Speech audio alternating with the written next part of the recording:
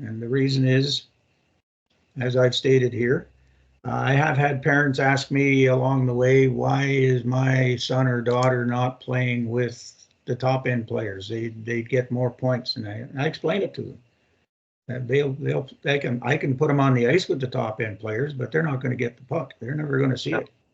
They can't keep up. I'm sorry. I mean, I'm very matter of fact about it, Yeah. but and I asked them. I say, just hang with it for a while, and you'll start to see the result. I'm so confident in it. I've done it enough times that I know it's going to pay dividends. And at the end of it all, or well before the end of it all, they start to see the result, where the weaker players are now contributing in the games. They're now they're faster, they're stronger, they shoot the puck better, they handle the puck better, they pass the puck better.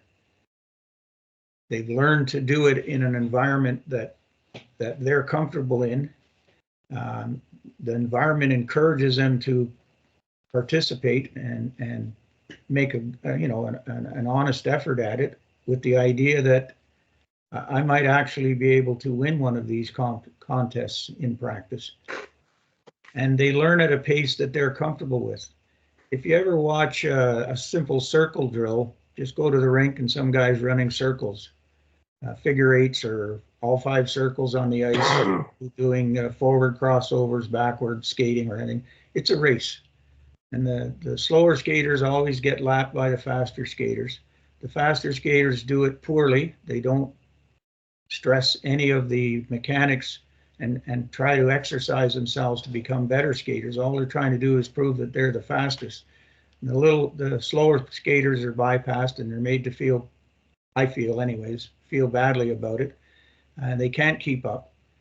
So when you change the sequence and you run all the fast players through first, and then you run the next group second, and they're all working with each other at their own pace that they're comfortable with, and the third group the same way, you get a better result a lot quicker. Like what your midget double A coach, it sounds like exactly what I was doing. We do the same things, but we do them in stations. So you might have a passing station, a skating station, and a tactic station, but your groups are going through them together, and they're competing and participating within themselves at the pace that they're all comfortable with, where they can actually learn by participating and not be held back by having to go slow. Or the faster players, the better players, they have to go slow so the other guys can keep up. That doesn't do anything for their development or their enjoyment and enjoyment of participating in practice. It's just a win-win all the way around, as far as my experience has been. Well, Rick, if can you click on chat on your Skype page?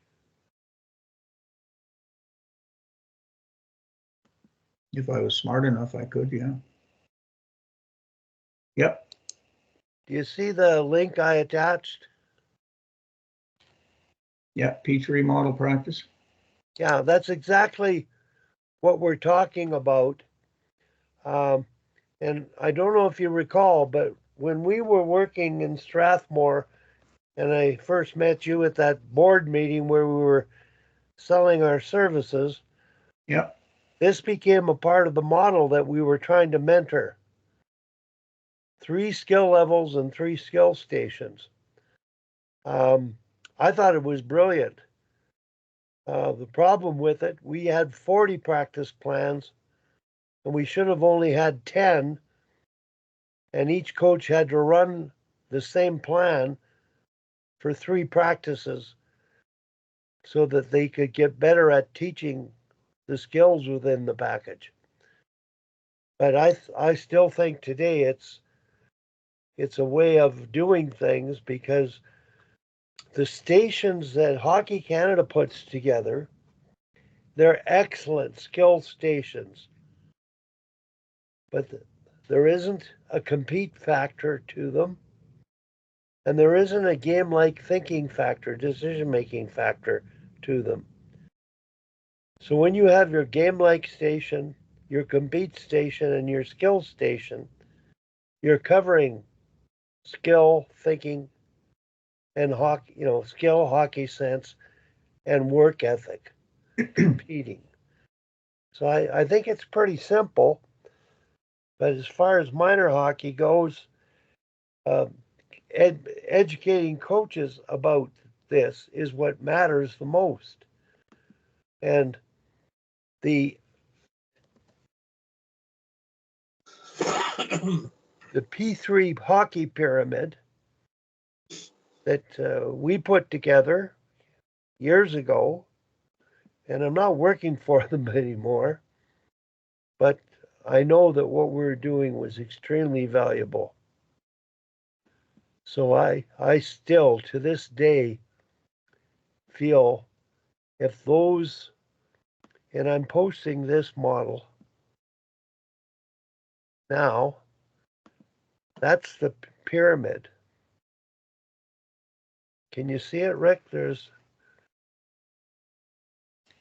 it showing yet? Here it is. No. So while you were chatting there, Wally, I looked at that the midget model that you had there. That's similar to what I would run, and we would just rotate the three groups through each station as the practice progressed. So they'd all do the same stuff eventually during the hour and a half. Yeah. They just do it in their own individual groups at their own pace and at their own development. Well, what do you think we need to do to help improve the game? Just stay in our little circles of influence and do what we can? Is there anything else? What else might there be?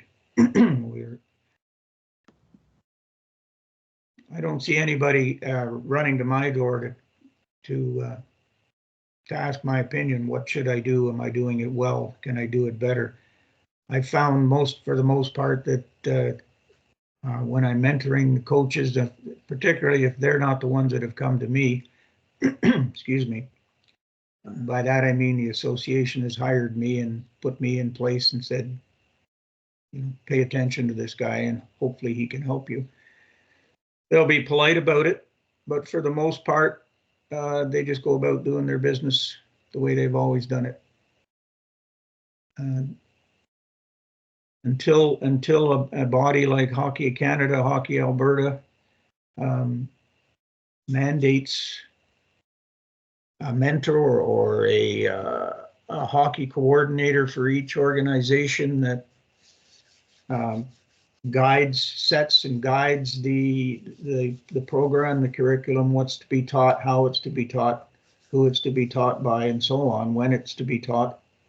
I don't see that changing to any significant degree, unfortunately. So we do the best we can with the time and resources that we individually have.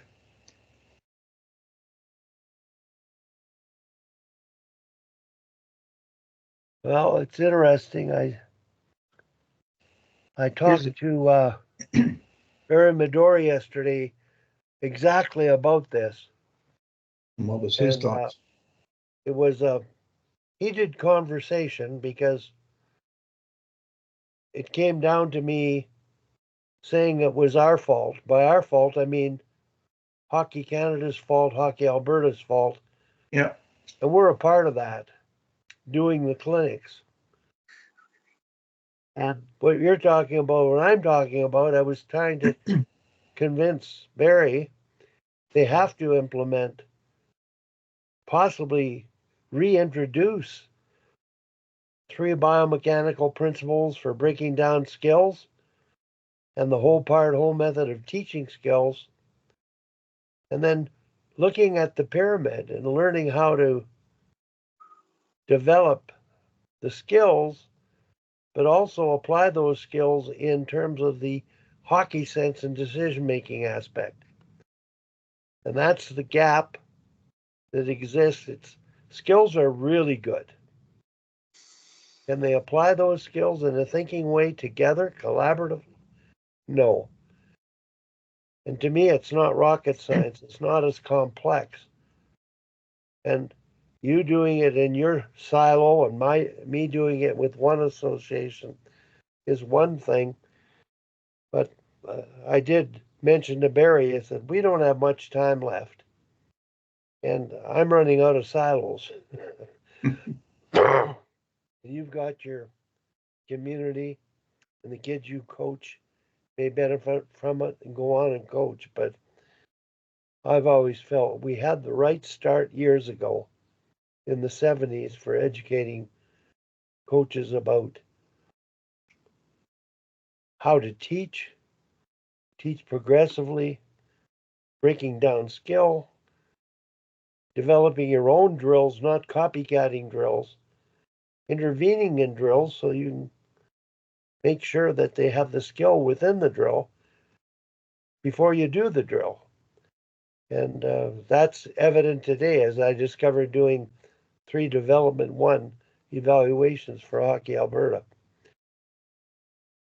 So to me, you're absolutely right. The powers to be, there's a generational gap between us and them.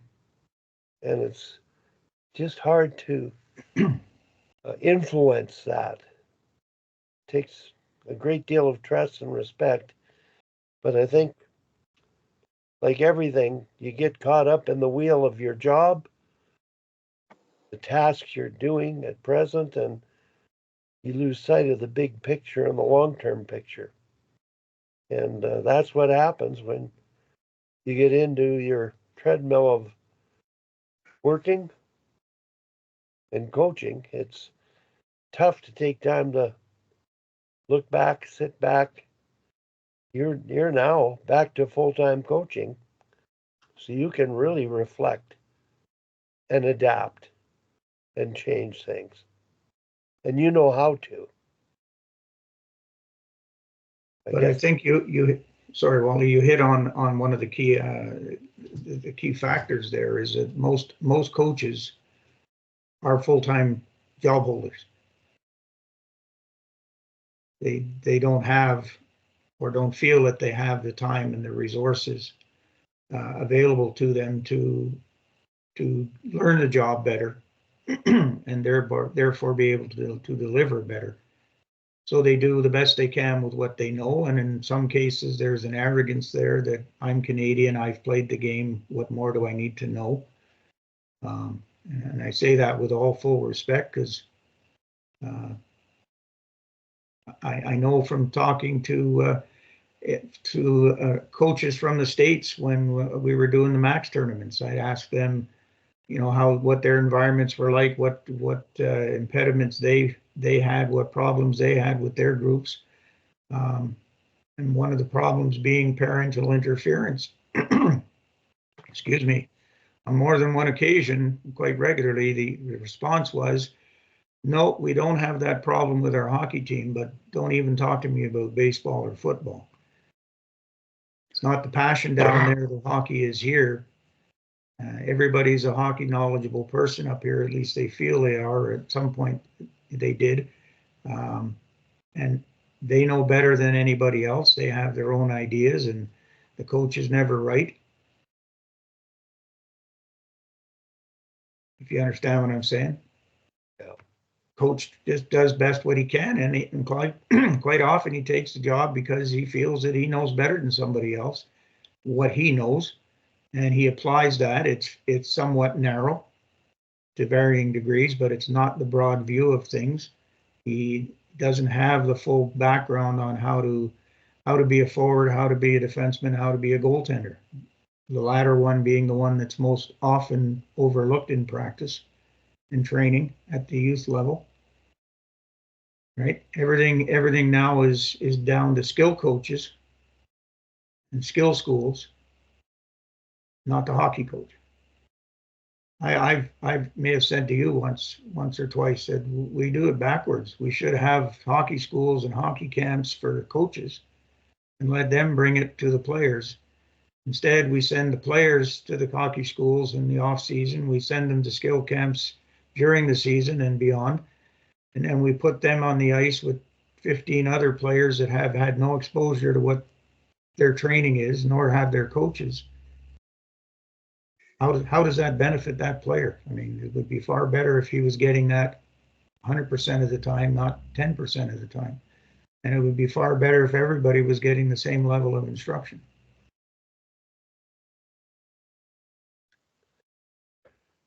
Well, it's all about educating ourselves and trying to get better every day.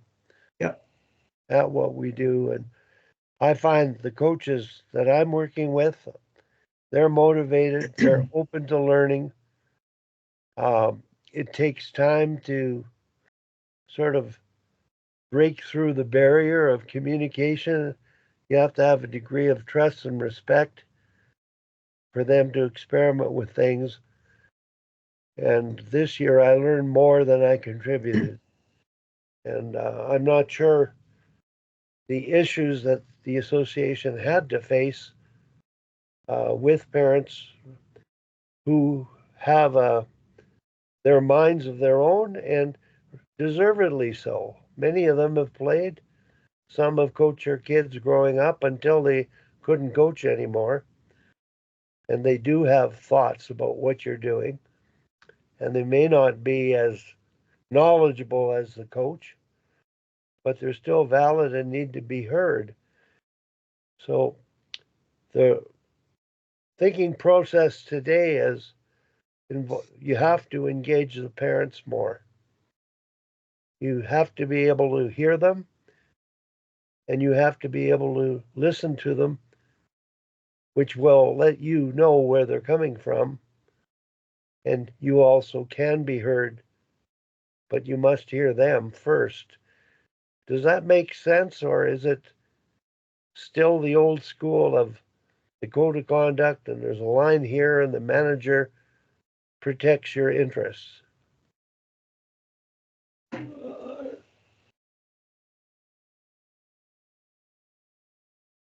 I'm just pondering my last thoughts or my last comments. It almost seems like you're arguing against what I said. I didn't say you ignore the parents.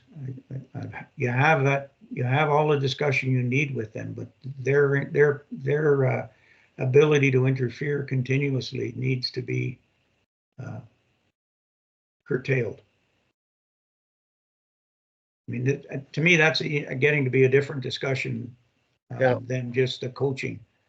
The coach has to be in charge. As I mentioned in an earlier discussion with you and Tom,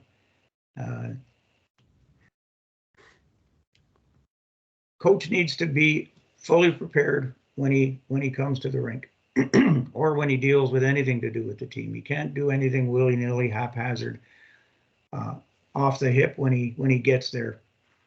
Everything's thought out. Everything has a purpose behind it. We're doing this drill because we're doing this exercise because we're breaking down the passing skill and we're doing pairs passing drills for a reason.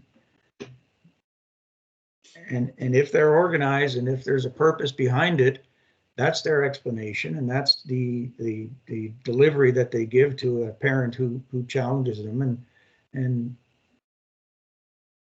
with facts behind him and organization behind him or her, the coach, they'll win that argument virtually every time. If they just show up at the rink and start doing things, or they throw their lines together with a dartboard and name tags, it's hard to defend. And it's hard to have good result if you're not properly organizing, properly preparing. So it all comes down to organization for me. Organization, knowledge, do what you're doing for a reason. And it all leads to something, and be comfortable and be able to explain that. I'm not suggesting you exclude the parents and shut them out. I'm just saying they have a part to play, they have a role to play, but they can't be playing full-time coach all the time, either with you or with the player. I'm not sure if Tom is on. Tom, are you on? Yep. You still there, Tom? Yeah, I am. Can you hear me? Yep, I hear you. I think it's a great time, Tom, because last year Tom did everything right. He puts in the time and preparation. I don't doubt that. He had his initial coaches meeting. We had the mission statement meeting with the parent group, and I ended up watching games, sitting with parents, rationalizing to a few of the parents who were experts in their own way what we were doing. And I thought everything was going quite well. And Tom ran into a little bit of a losing streak. And then we had the Christmas break and a second parent meeting, which every coach has. And at that meeting, the coach is going to explain his plan of what he was doing and what he's going to adapt to moving forward. And we got blindsided with a long email of concerns about what we weren't doing properly, myself included, in terms of my role. But it criticized everything from line combinations to special teams to lack of D zone cover. And it was quite demoralizing to be confronted with that during a meeting. And Tom handled it really well. His son was a spokesman, and being a lawyer, he was really politically correctly responded to their concerns. But Tom seemed to rectify it and managed to get through the season. And Tom, I wonder if you could explain the meeting that you arranged to help settle things down. Well, we lost about 4 games in a row, and most of it is because we played everybody. And then the teams in the league were figuring out 1D pair that was we had 1D that wasn't at that level. We had like about 4 players that weren't at that level. And they're putting best players on this D pairing, and they're getting success. But we're following the girls hockey Calgary philosophy of everybody plays and all this, right? So all the parent solutions in that email was about play your best player, play your best player. Why aren't your best players out there? Well, we played everybody. And so I had a meeting with the parents. I had them all in the dressing room after a practice, and went through all our team play with a magnetic board, so they knew exactly what we were doing. And I told them, the last month and a half, we were going to have a power play unit, and everybody had already played the power play. Everybody had played penalty kill, and now we're going to go to, our best power play players would be on the power play, et cetera, et cetera. And we had a 70% average winning percentage after that. And we were really good at the start. We just went through this one lull. And, but I think it happens in lots of seasons. So anyways, it was just, but, we have we got a parent that runs our hockey skills stuff, and they have their way they think things should be done. And other parents, this and that and the other. But that meeting we had, a lot of parents came up and thanked me for it, so they understood. And, things were, basically very good after that. So it was just a bump in the road, and I don't know, not too many roads don't have bumps in them. And, it was, I wanted to have that meeting before Christmas, but there are a lot of stuff going on, so my manager didn't. And anyways, it was a bad part, so I really don't like talking about it that much. It was just it was very demoralizing, as you said, Wally. Yeah. But I don't know. Do you want me to talk about my hockey history, or are you done with that? Yeah. We'll go back to Tom. Thanks very much, Rick. I could go on forever with all of you, and I think every one of the Sharks that do join us can tell their stories as well. But Tom, let's go back to where you were born and raised, and how you were brought up in terms of how you became who you are. Go ahead, Tom. Well, I was born in Calgary, and we lived near downtown until I was 2. We moved up. as well. But Tom, let's go back to, where you were born and raised and how you were brought up in terms of how you became who you are. Go ahead, Tom. Well, I was born in Calgary, and we lived near downtown until I was 2. We moved up. It was a new area, and was kind of fortunate because I lived across the street from a real athletic family. Because my brother and sister are 10 and 8 years older than me. There's 5 in our family. My brother never played hockey and never, did. Where he grew up was kind of totally different than where I was. So we got into sports, and at that point, there was no little Timbits and all this hockey, little kid stuff. It was just you had to make the 12-year-old team in baseball and hockey. So I made the baseball when I was 9, and I played up to the top team in Alberta, the Alberta Major Baseball League with the Giants. So I played baseball till I was about 25, 26. And I made the hockey when I was 11. But what we did in elementary school, I put together, so I've always done this kind of stuff. I put together a team, and we played I was in the Catholic school, we played the public school 2 blocks away. So we were doing this kind of stuff. Everything was on our own.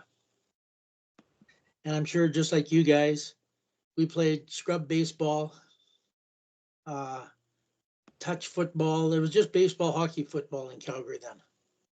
And, we just played everything at its season, and, we just played. And it was outdoors, and, so I played outdoors till they built the first rink in Calgary when I was in midget.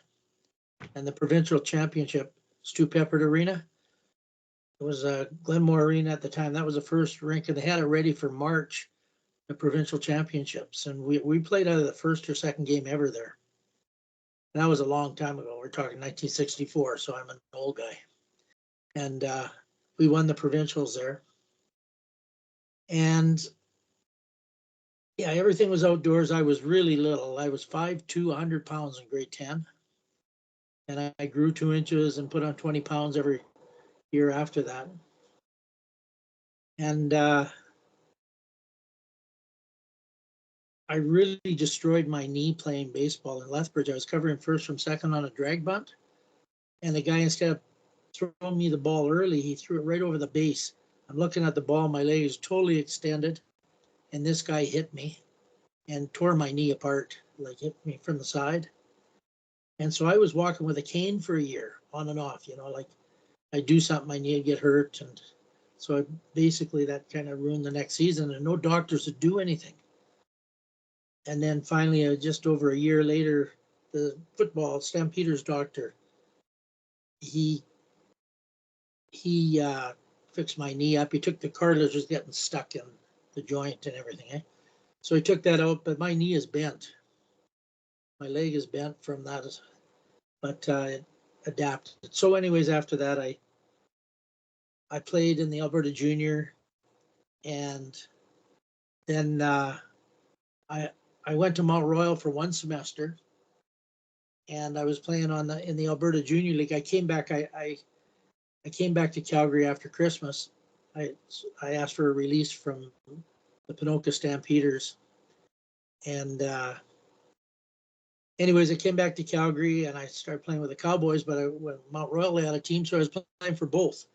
And then someone found out I was playing for both, and they said, "Well, you got to choose one." So I played the rest of the season with Alberta Junior, and then one of my friends was playing in Bemidji, and I saw him. I'd never heard of it, so I wrote the coach and said, I'm interested, because I'd been talking to the coach in Middlebury at the time, and he said, "Well, it looks like you're probably good enough to play, but I've never seen you play. If you come here, I'll give you a fair chance." And I made the team. So my last year there, I started coaching a little bit. There was a little kids team, and I was living with about 4 football players. One of those guys and I ran this little kids team some mornings and that kind of stuff. So I played for a living the next year in Sioux City, Iowa, and I came back and I took the year of education. I had a degree from Bemidji, but you have to get your certification in Alberta. So I took 1 year of U of C, and I got married that summer, and I got a teaching job. But part of the thing when we had options 2 days a week, and I had a hockey option, or maybe it was 3 days. So anyways, I had this hockey option, and they also had school hockey. So that's where I really started coaching. I had Kenny Vingy and those guys on the team, and I called you, Wally, and talked, and you told me about the Howie Meeker stuff. So I got his videos too. And the Booster Club got me to run their hockey school for 5 summers. So that's during the 70s. So during the 70s, I was doing the school hockey, and then Booster Club, they had it 2 weeks at a time, basically, for quite a while in the summers. And, that was a lot of Howie Meeker circuits and stations. And I always, I'm a phys ed teacher, and I've always liked games. And I really, when hockey changed to be drill based, I couldn't stand it. The drills were so awful, and you'd stand around for so long. It was way better when we just warmed up the goalie, had controlled scrimmage, and did some fitness skating. So anyways, I always use games within my practices. And the late 70s, George Kingston started bringing in guys from all over the world for 2 weeks in the summer. And you could take it as a course or just go and take it. So he did it for 9 years, and that Lukács, the Czech coach, came twice. Werner Persson, once it was George and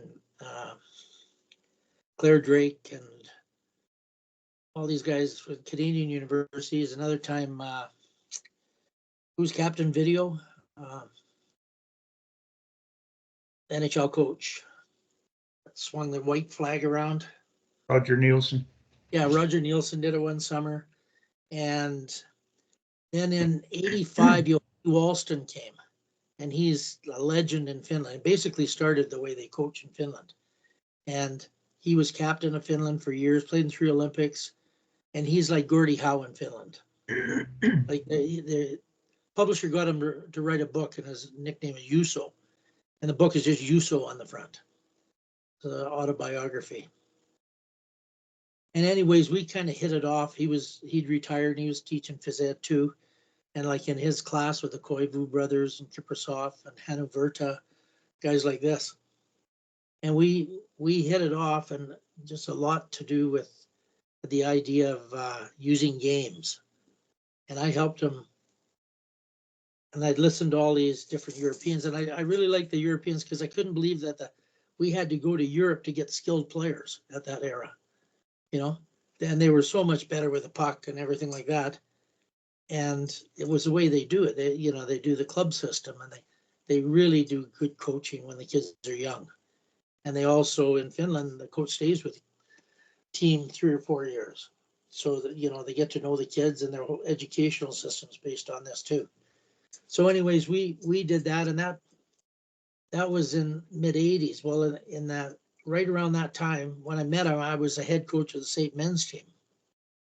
So I didn't have that many different things to do at practice at that era. I still, and anyways, we started doing stuff by letter. So he'd write me a letter, and I'd write back, with diagrams and stuff like this. And it'd take like 2 weeks. And then it was faxes, and the fax machine, stuff would pour in on my fax machine, and, and then I got to email. It made everything. But anyway, we did a manual together, and it was the national program of Austria. So anyways, it gets to that. I wasn't at the end of the 80s. I wasn't coaching SAIT. I got gas there, and ran into Mike Johnson, who I coached against for 4 years. He coached in the Alberta Colleges League against me. And he was doing his master's at U of C and helping Willie Desjardins coach. And he saw me, he says, well, you should be coaching. I'll talk to Willie.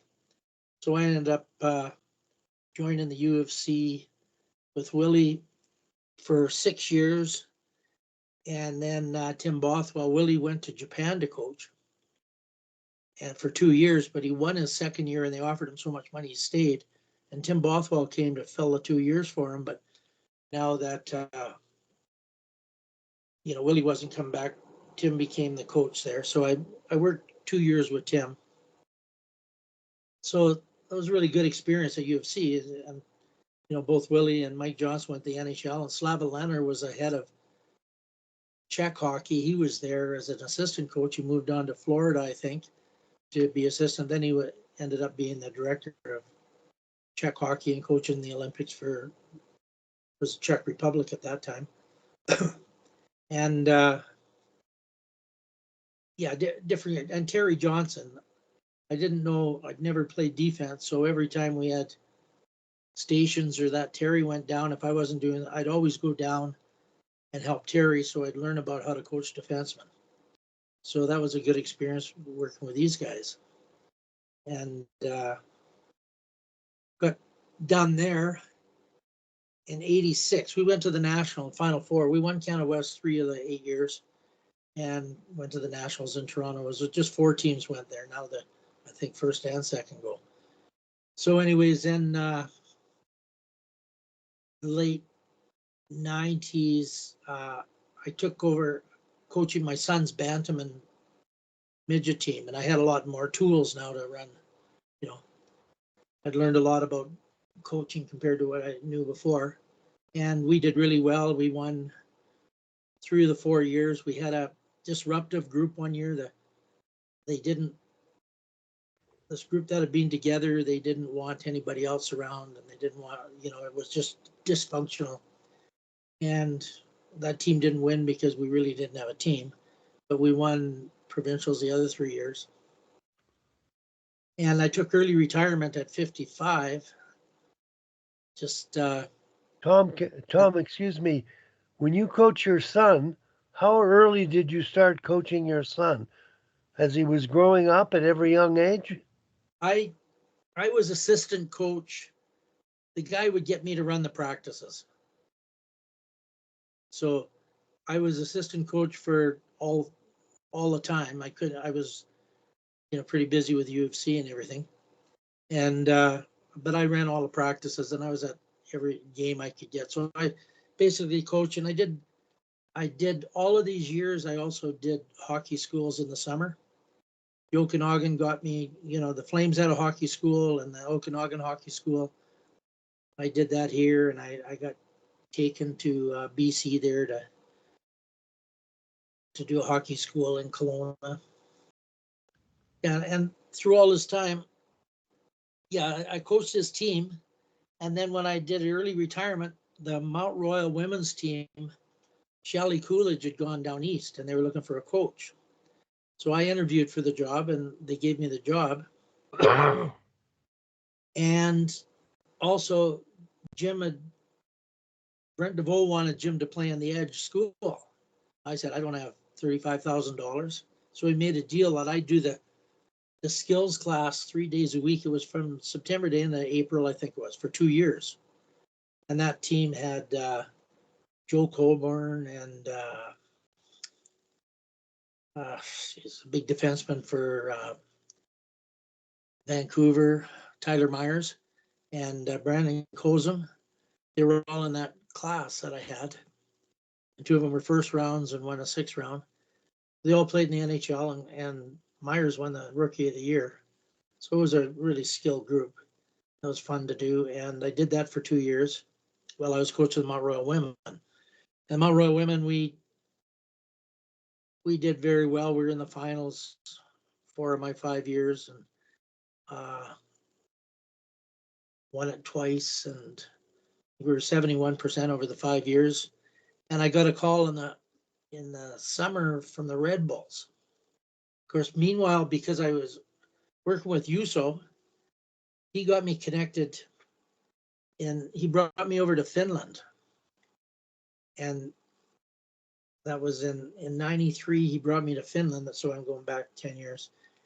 And Vladimir Ursinov, the Russian Olympic coach, was coaching TPS. And we did a clinic together. And then he asked me to be a guest coach for a little while. It was Christmas break and they weren't playing.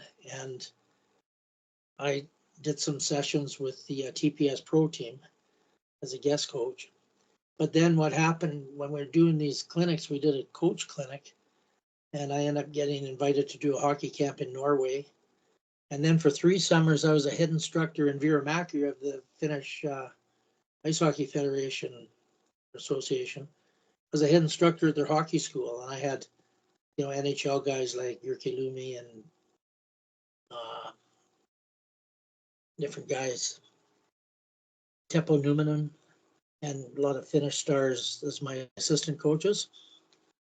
So anyways, did that, and then Juuso and I ended up, Austria asked Juuso to develop a program for them, and the two of us went to Vienna a couple of times and in-service the coaches on our program, and that's the hockey manuals we have are basically the English version of that. So then after, in 2008, I got a call in the summer from the Red Bull, and I think it's because of these different guys I coached. Plus, I did a summer team 2 years ago. I had them 60 hours on the ice each year, and 2 of those guys were second round picks, and one was really little, but he won the Hobie Baker Award. So I think because of coaching all these different guys at Red Bulls, I got on their radar, and they offered me a job to be skills coach. So my wife, I'd been offered some things before, but nobody wanted to go. The kids were all moved away. And my wife was still working. She said, well, go for a year. And so I went and I coached, and I got to coach with Ursinov. Was 1 week a month there. So I knew him from before. And there were 2 Swedish coaches, an American, Gene Riley. Rare Ruotsalainen was a Finn. There's a Czech and a Slovak. And of course, Pierre Pagé was a head coach. And so anyways, it was a really great place to see what all kinds of different people do, and basically that's all I had to do all day was around hockey. So I think I picked up a lot of ideas there.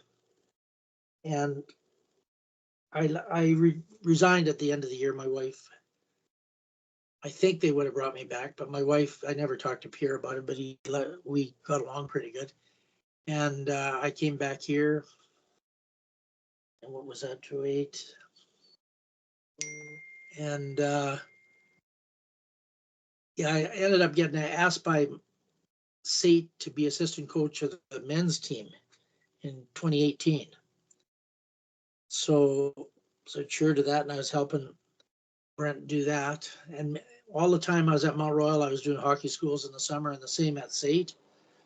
So I've done, and a big thing I forgot is I ended up doing the Koreans all through the time I was coaching at UFC. Every summer they'd come and they hired me, and they had 2-hour practices a day, 6 days a week, 4 weeks.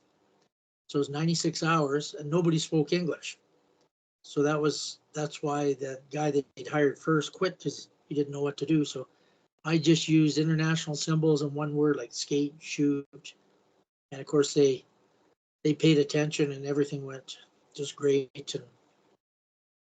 And then Danny Heatley would come to the morning sessions, and he would always come, the afternoon. He slept in the morning, and it was great having him there because he knew what I was talking about. So he'd kind of lead the drills and do this kind of stuff.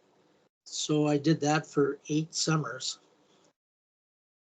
and then at SAIT, they gassed the female coach at Christmas time and asked me to take over. They'd won 3 games in the last 2 years or year and a half. So anyways, and Mike Kennedy and I took over, and we went 6-6. caught the last playoff spot, but the tiebreaker was regulation wins. And you were with me in Edmonton, Wally, and we beat Nate, but we beat them in overtime.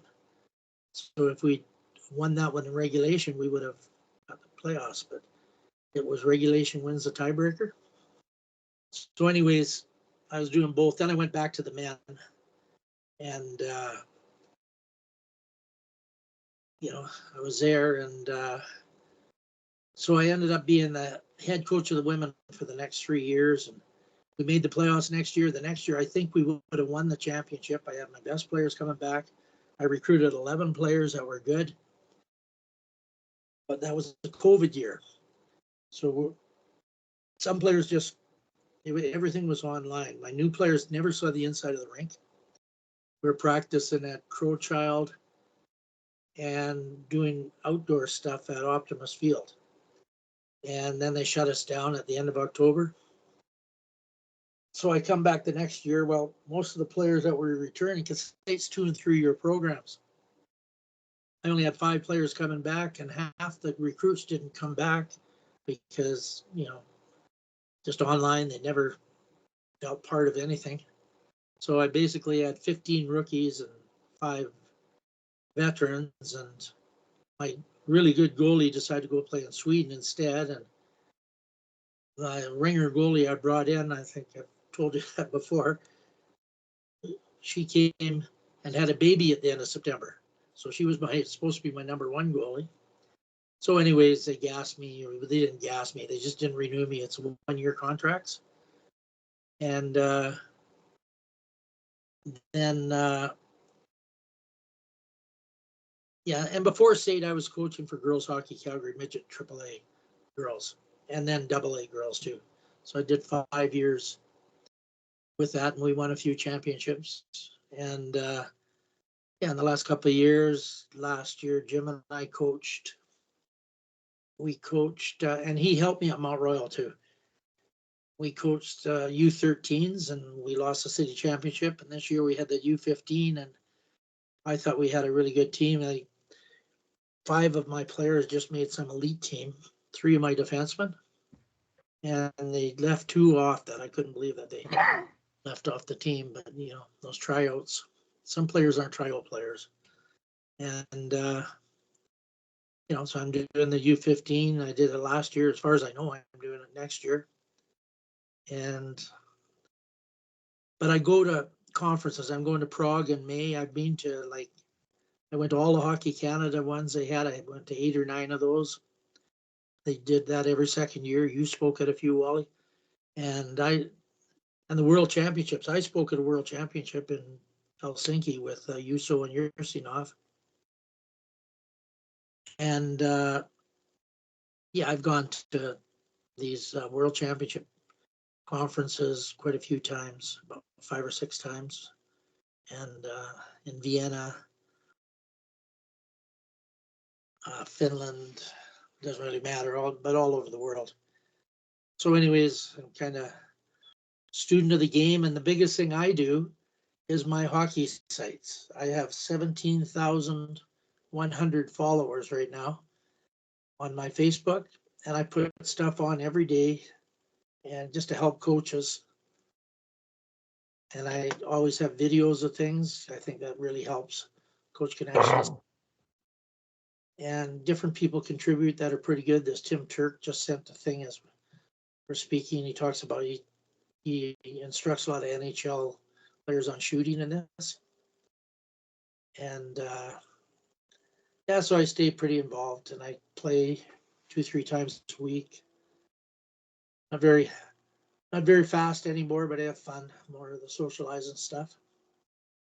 And that's kind of my hockey story.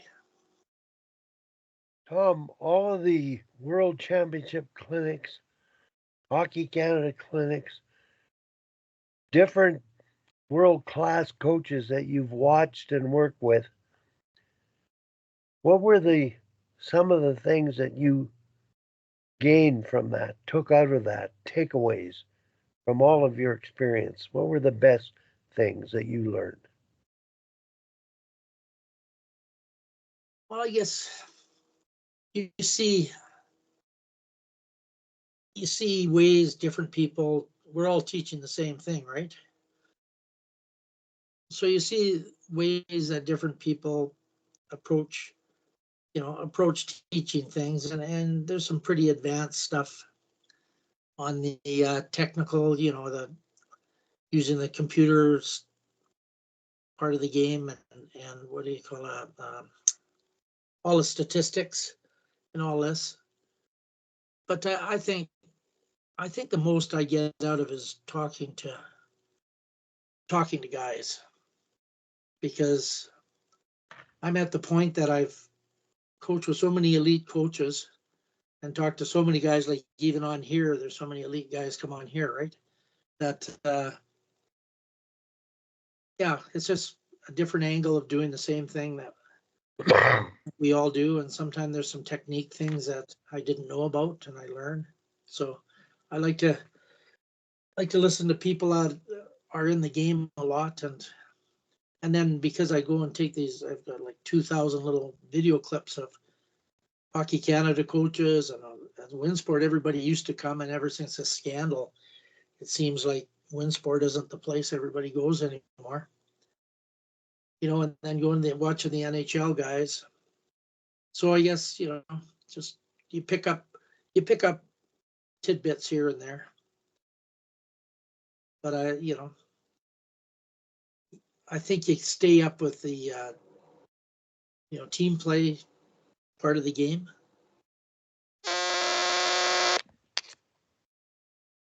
That answer your question?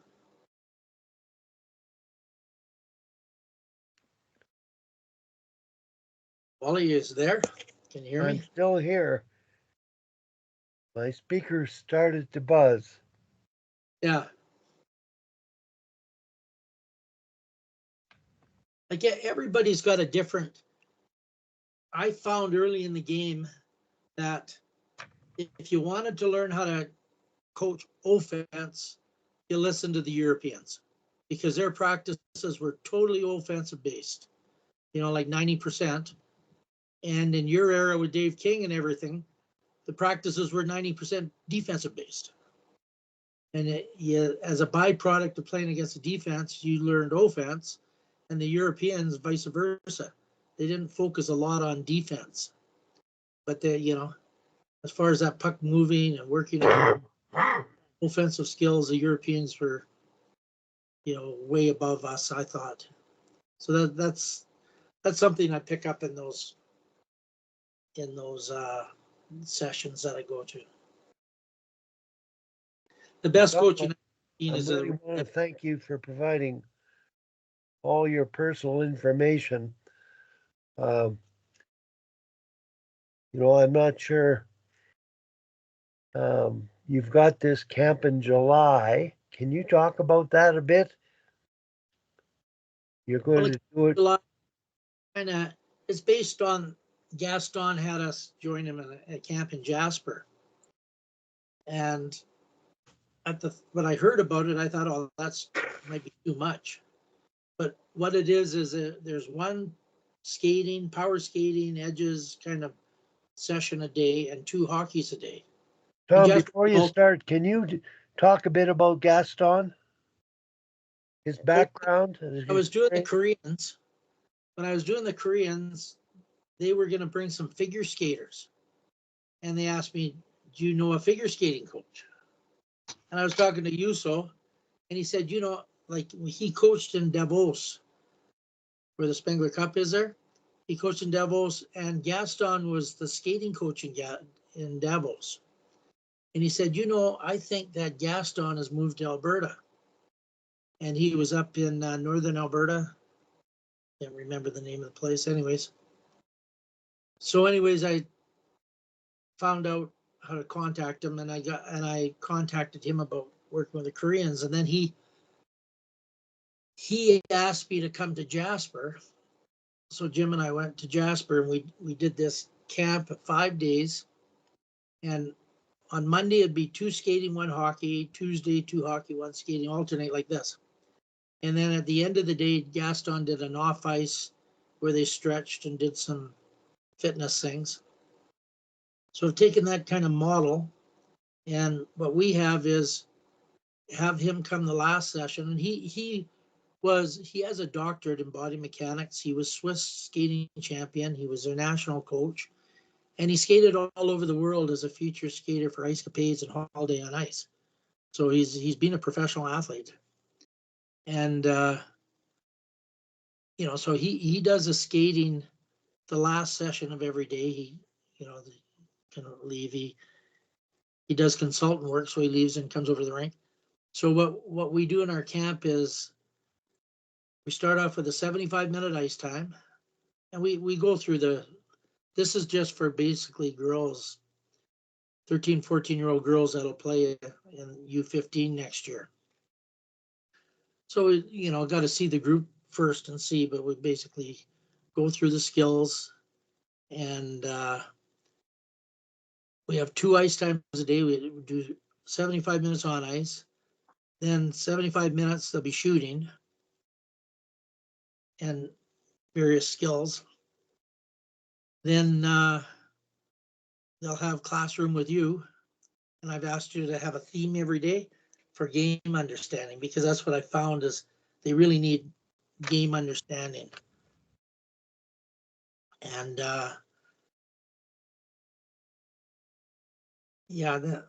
so two hockey ice times, that classroom, and the last session of the day is Gaston, 75 minutes, and he goes balancing edges and turning and getting their stride efficient, so they're not beating up the ice. And so they basically get 2 months of practice in 1 week, because we get two a week. So basically 2 months of 16 practice. They get 15 ice times in 1 week. And I think with the model that they can be, if they come there and really apply themselves, they can come off there a lot better hockey players. I think there are a few of my players that are going on to U18 next year that I wish were there to improve their stride efficiency a little bit.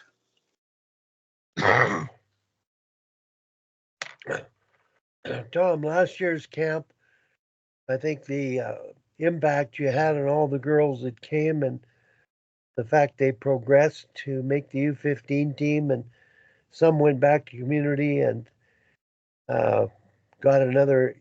They're a year older, but they were called up to play games.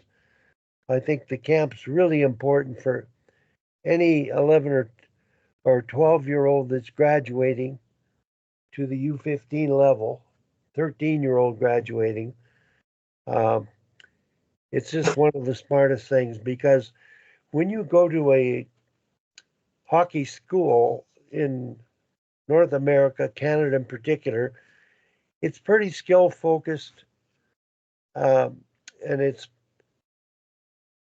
typically North American, typically linear, and they're good schools, but we don't teach hockey sense and passing. And I find that what your players do and have done since you started coaching a U13 team 2 years ago is you've taken puck control and passing and collaborative team play to another level.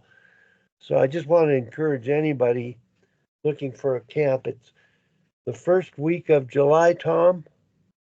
Yeah, well, it starts in the 2nd, because July 1st is Monday and it's Canada Day. So it starts on Tuesday to Saturday. So it goes those 5 days. And where is it at, Tom? It's at the Flames Arena in Calgary. And how can listeners get registered? Well, they just have to contact me. And Okay. I have room for 5 more skaters and a goalie. I'm capping it at 24 skaters. Okay. I think that's ideal for running all the stuff that I do. I don't want more than that line, Can you provide your email address, Tom? It's tommolloy@hotmail.com. TOMMOLLOY, the way they spell it in Ireland, at hotmail.com. Good. Thanks very much, Tom. I'm gonna stop recording now.